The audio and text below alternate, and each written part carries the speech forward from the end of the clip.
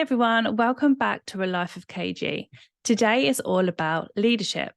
If you are currently in business and you want to grow, if you already have a team and you want to become a better leader, if you're thinking of hiring your first employee and you want to know how best you should do that, then this episode is for you. I have Lynn on the show, and she is the queen of sales and leadership. And entrepreneurs and business owners hire her to help with their sales, to close down leads, to help with client retention, and to make more profits. And today I got her on the show to talk about the 4 pillars of leadership, because that is what she specializes in, and I really wanted to hear more. So without further ado, here she is. Hi, Lynn. Welcome to the Life of KG. How are you? I am doing phenomenal today, Katie. I am so glad to be here. Thank you for coming. And tell everyone whereabouts you're from. I am from, right now, I'm at Lopez Island, which is in Washington State in the U.S. Amazing, amazing. I'm loving that we're hitting the USA at the moment. We've had some amazing guests on, so I'm really looking forward to this episode. Can you give everyone a bit of an intro and what exactly you do? Well, absolutely. I'd be happy to do that. And business owners and entrepreneurs hire me to ignite winning sales because most are chasing down leads, lack client retention, conversion, and profits. So I help eliminate the lengthy, chaotic sales cycle to ignite your sales and unleash lasting profits. Bottom line, don't make this harder than it has to be. Sales should be a win-win. Sales are not the word that everyone is terrified of. Well, sales and leadership are so intertwined. I actually think to become a great leader, you need to have sales training because it teaches you everything you need to know about being a great leader. And you are the queen of leadership. So share with me a little bit about your story and what made you have that passion for leadership. Well, I would say that it's just one of those things. I mean, I started in sales as a Girl Scout selling Girl Scout cookies. There was the coveted badge that you got if you sold literally a truckload of cookies, and I wanted that badge. So I hauled my best friend, who was very shy, very introverted, along with me. And I was the greeter. I pulled people in. She took their money, gave them the cookies. We had a great system. And it worked. And we were the only 2 girls in our district to get that Girl Scout badge. So that was very cool. And, throughout my life, I've really been drawn in the sense of leadership and how that intertwines with sales, because if you approach sales and leadership with worthy intent, which means you have a genuine desire to help and move your organization, your clients, your team members forward, then that is the beginning and the core foundation of all relationships. But it's that curiosity about others and about asking questions, about learning, what's working and what's not working, and figuring that out and putting it together. And so that's truly, when you look at leadership, it is about that desire to be, to really be an inspiration, but to also know that you don't have to be the smartest one in the room. No. In fact, you should have people who are smarter than you in the room. And what you're doing is you're gathering the collective and you're working for that collaboration so that everyone wins. I actually really love that saying, because everyone says if you're not the smartest one in the room, then you need to go to a different room. But actually, you can't. And I agree to a certain extent, because if you are the smartest one all of the time, you can't learn. And I think a lot of the time when people are building businesses, they get scared to hire people that are better than them, because then it makes them feel that, oh no, I shouldn't be running the business then, or they might take over, and all of these thoughts come into their heads, where actually you will build a much better company if you are hiring people better than you. Yeah, absolutely. And remember, everyone's skills are unique. And so everyone on my team, they are all as smart as I, but they are better at certain tasks and certain strategies than I am. I don't need to know everything. Okay. I can rely on other people who are really good at what they do. And I can go to them for their insight and advice on making, changes, making a pivot, moving things forward. And that's what's important, is that if you have some kind of fear-based about your own worth and where you're coming from, your first job is to do some personal development and really address those self-limiting beliefs, because you've got to get out of your own way. Definitely. Because you've obviously started in sales, but then how did that sales then progress to being a leader? Like, what was your next bit of journey?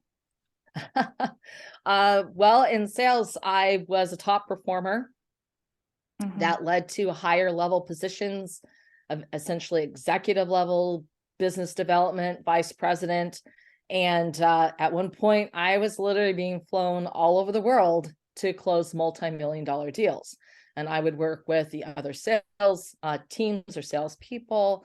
I'd work with them on a big opportunity, and then I would make the presentation and help close that client. And a lot of that, once again, came from stepping out of my own ego and instead focusing on the client. What did they want, need, or lack? What pain point did they have? What area of concern? What were the problems they were trying to address? Why did it matter to them? And ultimately, so they could do what? So they could do what as an organization? Because that was the crux of it. And when you really dove into the client thinking, and you just got out of your own way, you could then better understand how you were whether or not you were a good fit. And if you were a good fit, how did you communicate that to the client so that they could see the vision and see what the future could look like? What would you say leadership means to you? Because I think to lots of people, it means very different things. Some people think it might just mean a manager. Some people might think, well, I own the business, so I'm a leader. Like, what does leadership mean to you? Leadership means being kind, compassionate, giving everyone dignity and respect. At its core, good leaders recognize the talents in others and welcome that input, and yet still make the decision. So they will gather advice and insights so that they can see all the angles around a paradigm, so that they're not trapped with their own prism. And instead, they can make the best possible decision with the facts and figures. So, and that really does require you to, want to pull that out of the best of your people. And that requires you to truly respect them. I love that. And I've heard you say a lot about, like when I've been reading about your bios and everything you've done in the past, the saying manage up. What exactly do you mean by manage up? Yeah, so manage up is sort of like doing the heavy lifting. So if you're managing up in a career position, what that means is that everything that you do when you provide it to your boss is that you think things through. You ask the questions in your own mind and answer everything you can without bothering them.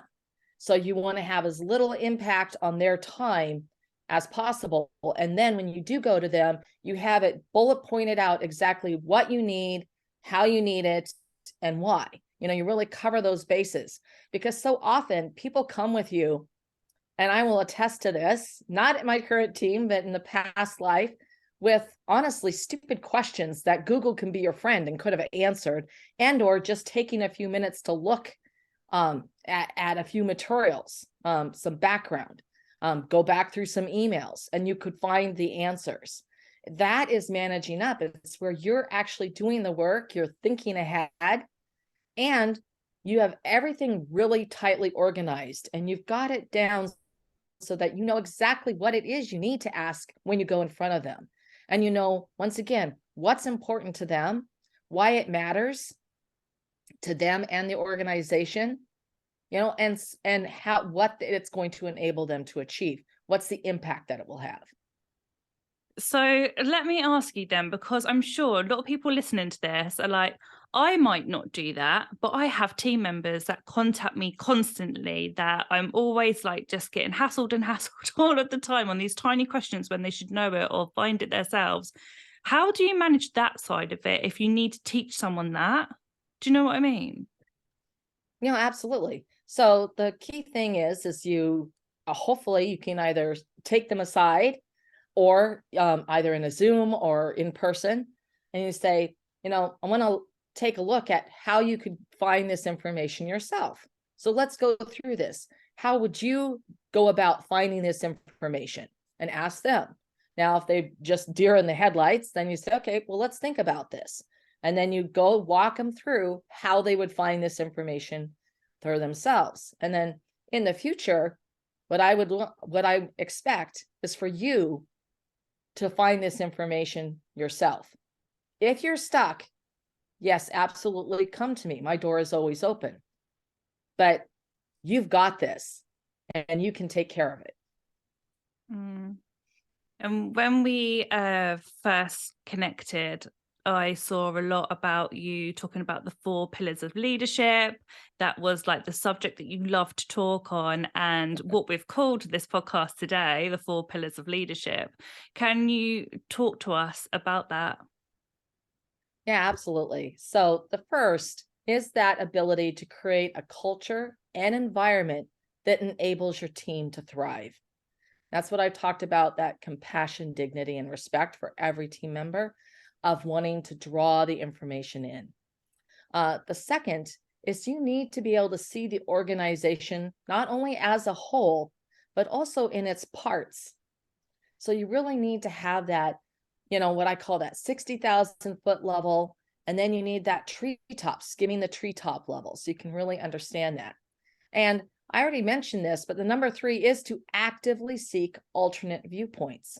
Someone else is going to have a different perspective, a different life experience, and a different way of looking at something. And if you don't gather all those facts and figures, you could completely miss out on something, and you could actually expose yourself to some significant risk because you haven't thought of something, because it's outside of your paradigm. So actively drawing those in. And one thing is you have to keep in mind, some people are quiet, they're introspective, they're shy. You need to ask and draw them out, because their opinions, they are the observers. And often they have very profound insights that you need to hear and you need to take into account in your decision-making process. And the last component is truly to have a robust power skills skill set. And what I mean by power skills, I mean that you need to be able to adapt and flex your style. You need to be able to recognize that you don't have all the answers, and that's okay, because you're going to seek and pull that in, and you're going to make the best decision you can with the facts and figures at hand. That you're also not afraid and not unwilling to admit when you need to pivot and make a change.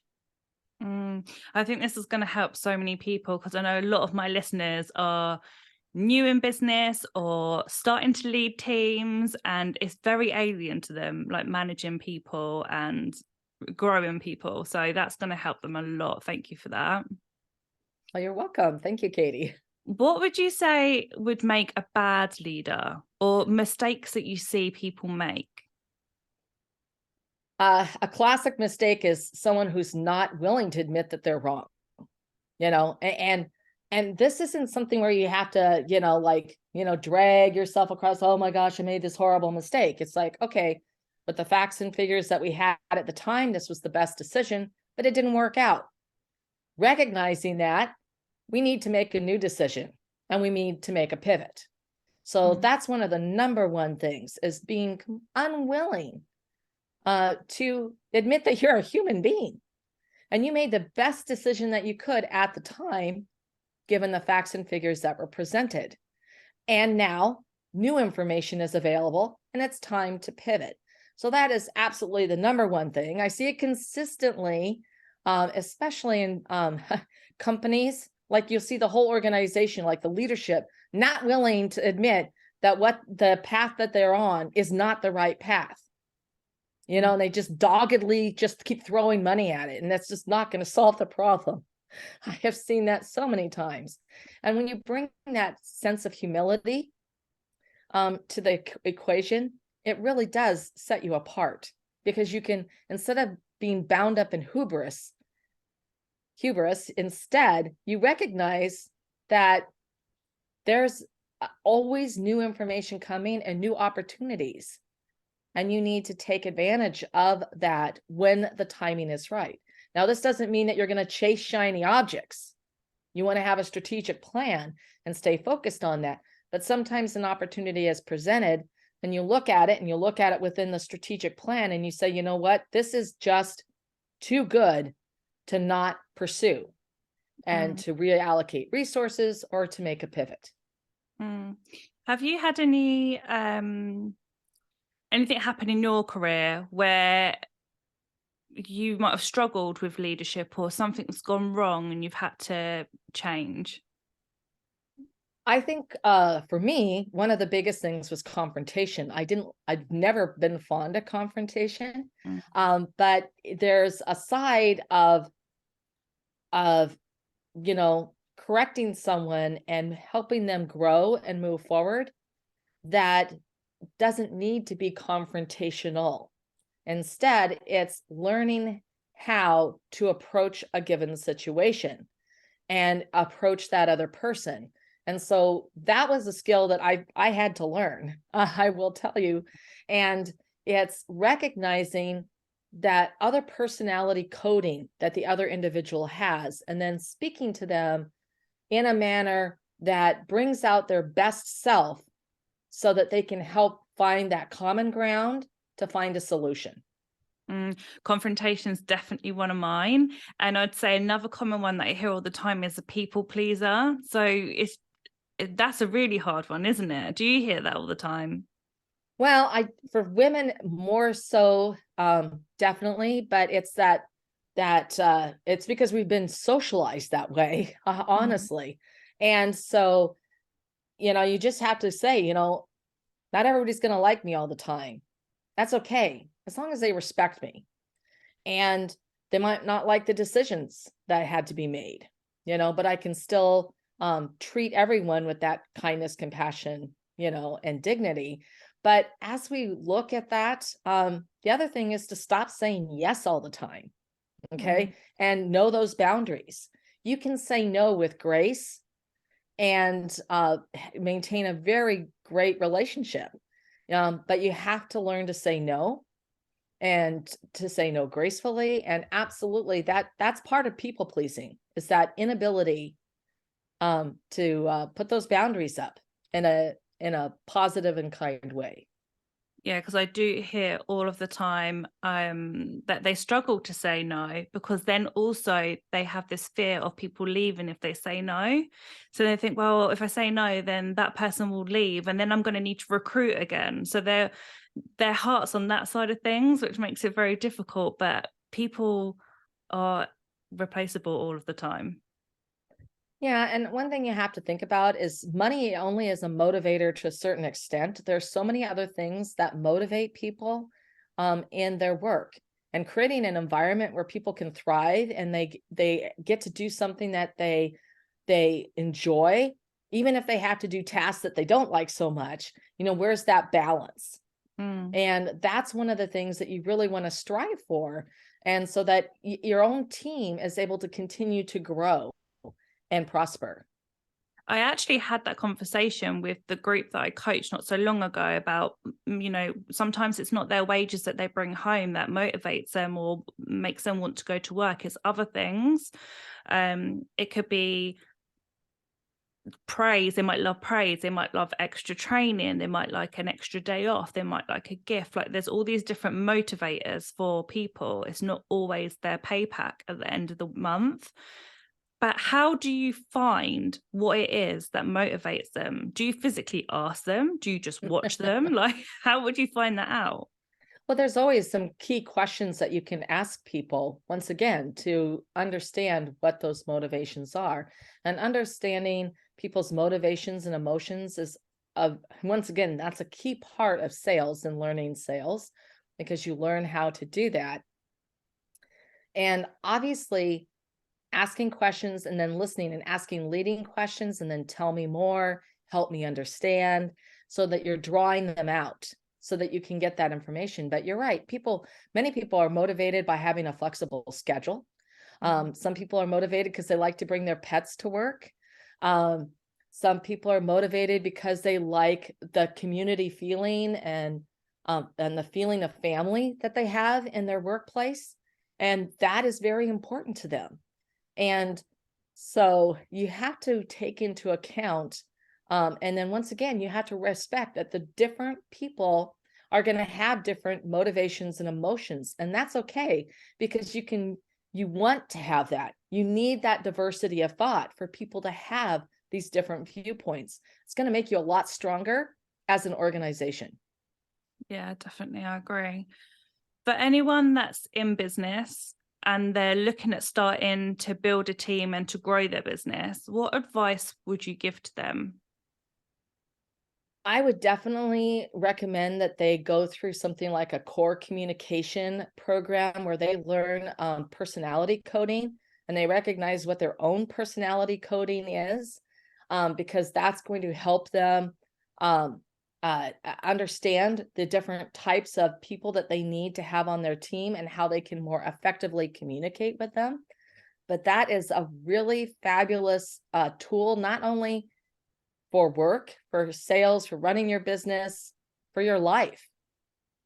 I actually done something like that. It was a while ago. I can't remember what it was called, but there was, I might be different in the States, but there was all different colors, and all the colors meant different types of personalities that you were and stuff like that. And what type of I was a people pleaser, and what type of person you are, and what weaknesses you have, what strengths you have, and what type of people you needed in your life to kind of balance things out. So I'm guessing it's something like that you mean, isn't it? Yeah. One of my friends, Leslie Nace, she actually does core communications, and core stands for catalyst, optimizer, relator, and expert. And so that's sort of like a personality coding. Often with most systems, there's all kinds of different systems. There's bank, there's DISC.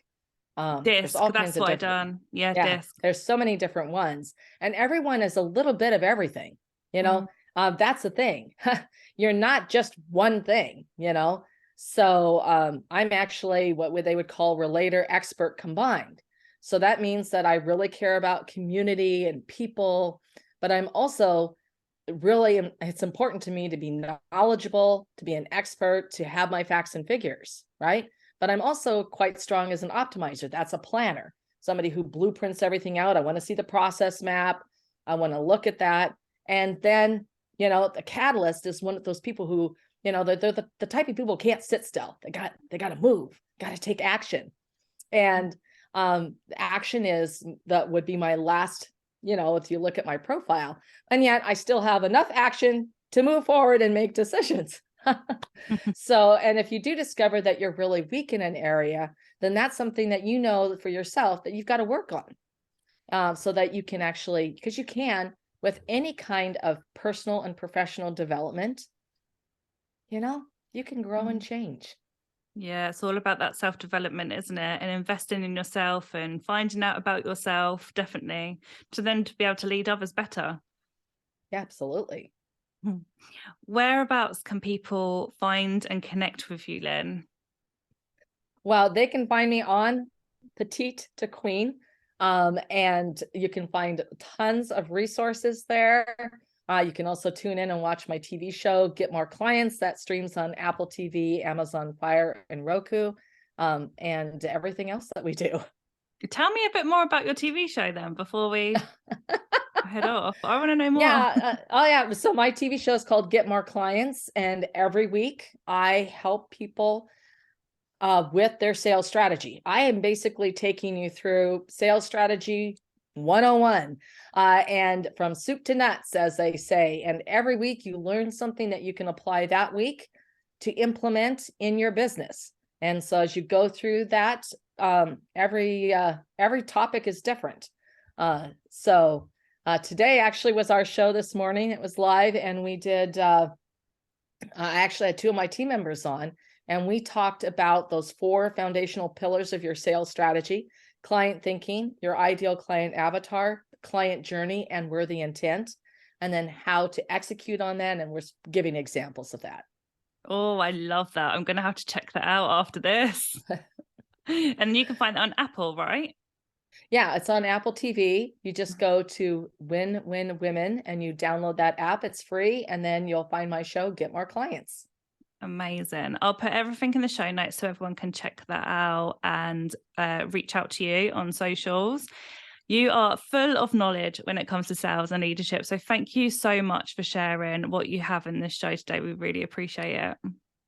Well, Katie, thank you so much. It's been such a privilege and honor to be here today. Thank you.